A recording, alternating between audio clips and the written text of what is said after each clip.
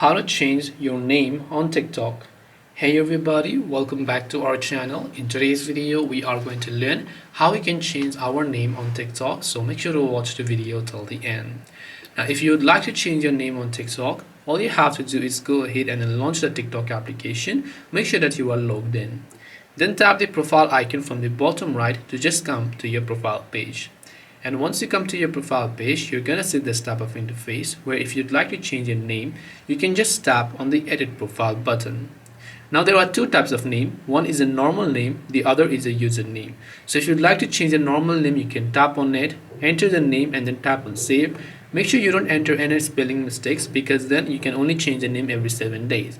The other one is called username, which can be changed only after every 30 days. So if you change now, you will not be able to change for the next 30 days. So make sure that you have a proper spelling and don't only tap the save option. And this way you can go ahead and then basically change your name on TikTok. Hope this video is helpful. If you have got any questions, feel free to leave them down below. Thank you for watching till the end of this tutorial and see you soon in the next video.